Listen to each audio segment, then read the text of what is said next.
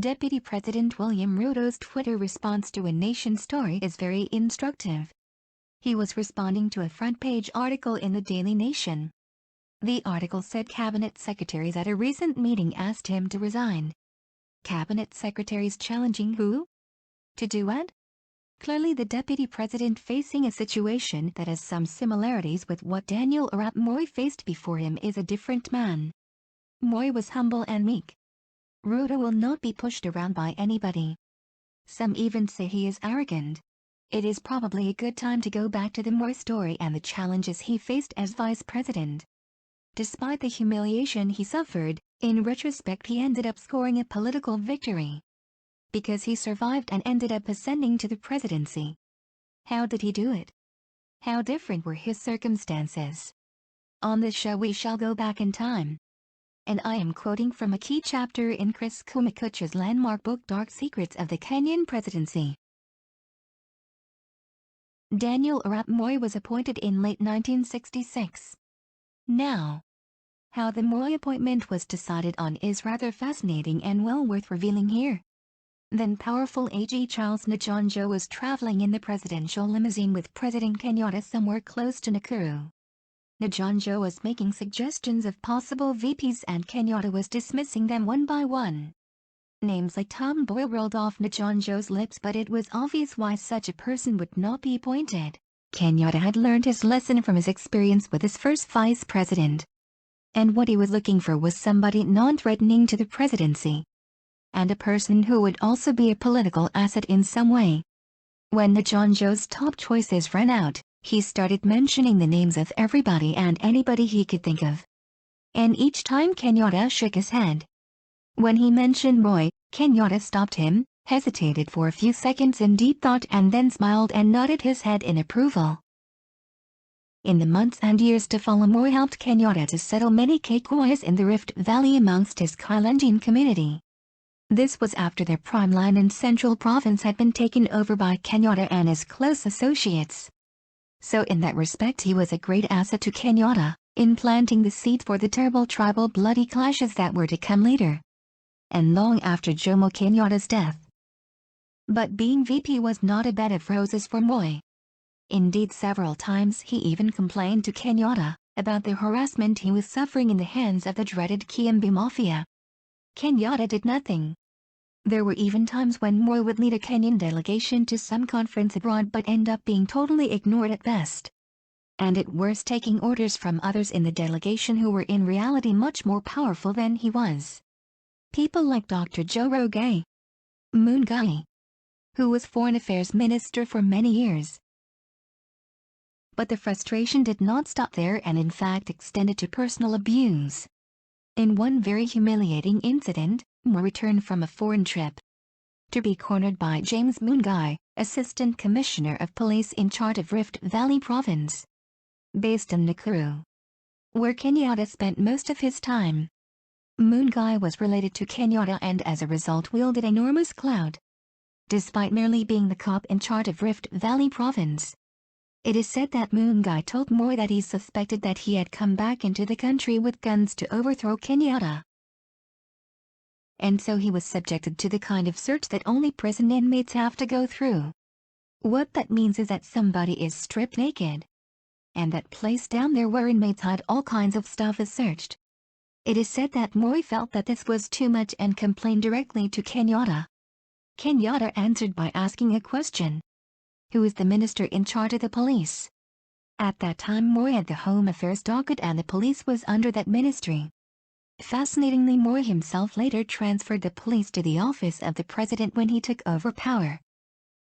Moi replied to Kenyatta that he was the minister in charge of the police and that was the end of that conversation. Moi went through many other intensely humiliating experiences as vice president. To his credit, he weathered the storm and managed to remain humble and persevering.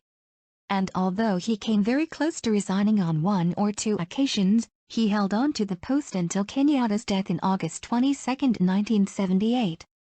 It is worth noting that Moi's upbringing in very harsh conditions, and where he had to trek for many miles to school at the beginning of the term carrying a heavy suitcase, box, as Kenyans call it, helped shape his character. and especially his patience and perseverance. There is no doubt that many others would have crumbled under the pressure, and maybe even committed suicide. That is how bad it was.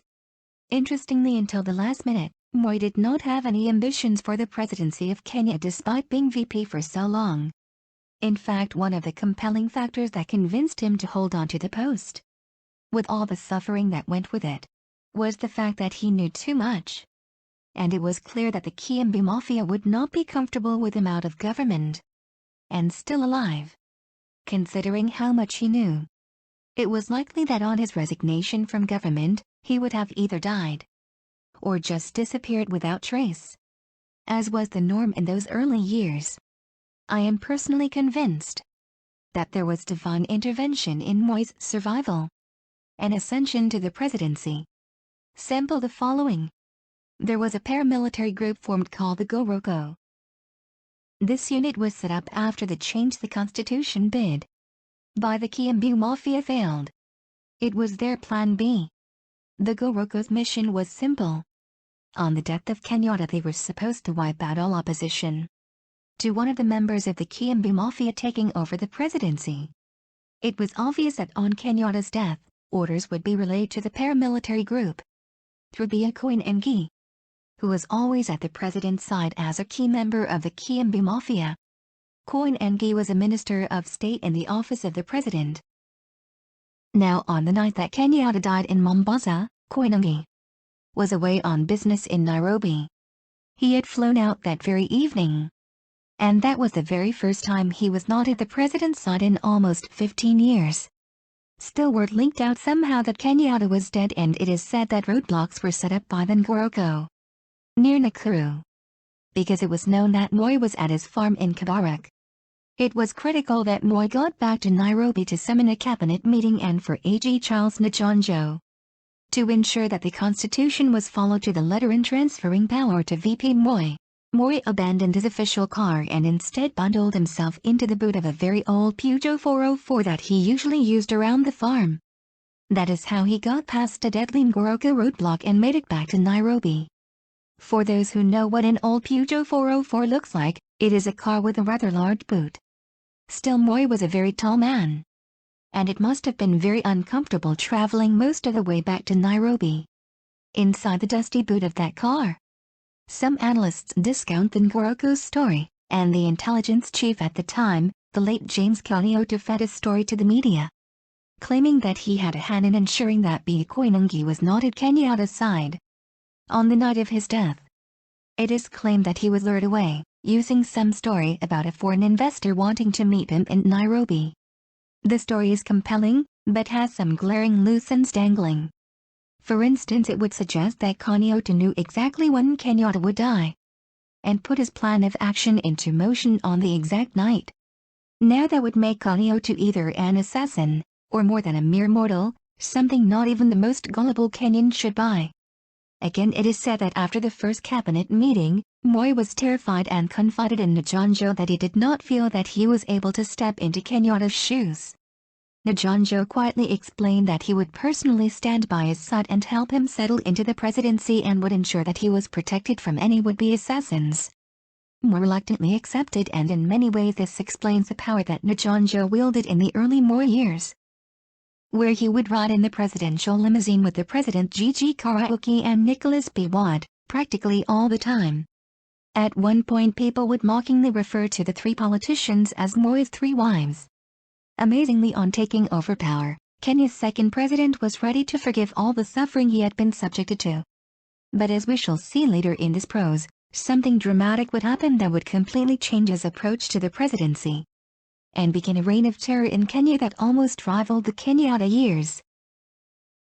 I have been reading from Chris Kumekucha's book Dark Secrets of the Kenyan Presidency. Now back to the present. DP Ruto is the very opposite of what Moi was. He does not need anybody to give him confidence or help him take charge. So far, he hardly has the forgiving heart of Moi. The frustrations he has been subjected to for the last 2 years as deputy president are very different from what Moi suffered for many years. Moi did not provoke the animosity against him. DP Ruto has. The two politicians who hail from the same community, the Kalenjin, are as different as night and day.